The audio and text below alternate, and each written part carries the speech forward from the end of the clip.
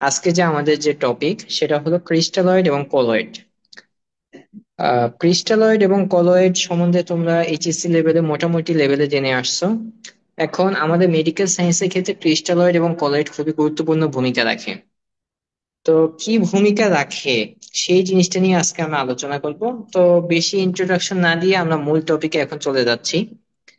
দেখো, ক্রিস্টালয়েড, আমরা মূলত ক্রিস্টালয়েড এবং কলয়েড তাদের মধ্যে যে মেজর যে ডিফারেন্স, সেই মেজর ডিফারেন্সটা হচ্ছে কি আমার সাইজ নিয়ে।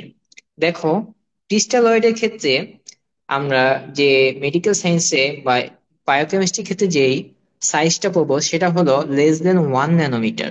অন্যদিকে কলয়েড যেসব সাবস্টেন্স থাকবে তাদের ক্ষেত্রে আমরা সাইজটা পড়বো 1 থেকে 100 ন্যানোমিটার। তোমরা কি এইচএসসি লেভেলে একই রকমের সাইজ পড়ছো দুইটার ক্ষেত্রে, নাকি এই একই পড়ছো? একটু কমেন্ট করে জানাও। আচ্ছা, দেখো, substance with size less than 1 ন্যানোমিটার, তারপরে কথা কি, একটা মেমব্রেন আছে, সেই মেমব্রেনটার নাম হলো সেমি পারমেবল মেমব্রেন। আচ্ছা, সেমি পারমেবল, দেখো পারমেবল, পারমেবল মানে হলো ইন্টার করার এবিলিটি।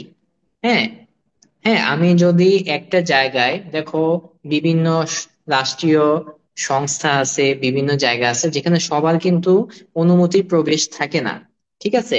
তো semi permeable membrane, semi permeable membrane, এখানে দেখো পারমিয়েবল কথাটা হলো ইন্টার, ইন্টার মানে হলো প্রবেশ করা। তাহলে এই মেমব্রেন দিয়ে, দেখো সেমি মানে হলো আমরা সবসময় কি বুঝি, হাফ। সেমি মানে আমরা কথাটা বুঝি হাফ। দেখো এই যে, তাহলে এই পার্মিয়েবল মেমব্রেনটা আমরা কিছু বস্তুকে আমাকে কি যেতে দিবে, কিছু বস্তুকে যেতে দিবে না। তাহলে এই ক্রিস্টালয়েড সেই সেমি পারমিয়েবল মেমব্রেনের ক্রাইটেরিয়াটাকে ফিল আপ করে, এবং সে যে কোনো সেমি পারমিয়েবল মেমব্রেনের এক পাশ থেকে আরেক পাশে যেতে পারে। এটা হলো আমার ক্রিস্টালয়েডের ফিচার্স। তাহলে ক্রিস্টালয়েডের নাম্বার ওয়ান ফিচার্স কি, যে তার সাইজ less than 1 ন্যানোমিটার। 2 নম্বর ফিচার্স, যে সে সেমি পারমিবল মেমব্রেন দিয়ে পাস করতে পারবে।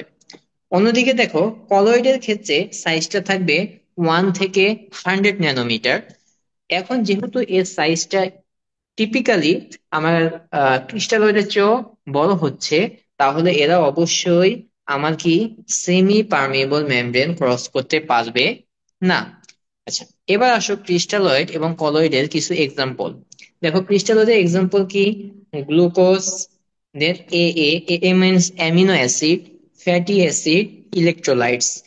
ইলেকট্রোলাইটস বলতে আমরা যে যত সব ক্যাটায়ন অ্যানায়ন বুঝতে পারি, যেমন sodium, sodium plus, potassium plus, এসব ইলেকট্রোলাইটসও আমার কি ক্রিস্টালয়েড। আচ্ছা, দেখো কলয়েডের ক্ষেত্রে এই সাবস্টেন্স গুলা ক্রস করতে পারে না। সেই সাবস্টেন্স গুলা কি, সেই সাবস্টেন্স গুলো মূলত হচ্ছে, দেখো এই যে এইখানে যে জিনিসগুলো আছে তারই পলিমার, পলিমার টাইপের। দেখো গ্লুকোজ, অনেকগুলা গ্লুকোজ মিলে কি তৈরি হয়, গ্লাইকোজেন তৈরি হয়, স্টার্চ তৈরি হয়। তাহলে পলিমার, যেহেতু অনেকগুলো গ্লুকোজ মিলে গ্লাইকোজেন স্টার্চ তৈরি হচ্ছে, তাহলে এটা নর্মাল যে তারা কি তাদের আকারটা নর্মাল গ্লুকোজের চেয়েও বড়, ক্রিস্টালয়েডের চেয়েও বড়। তাহলে তারা সেমি পারমেবল মেমব্রেন ক্রস করতে পারবে না। সাথে সাথে কি আছে, ডিএনএ, আরএনএ এবং কি প্রোটিন।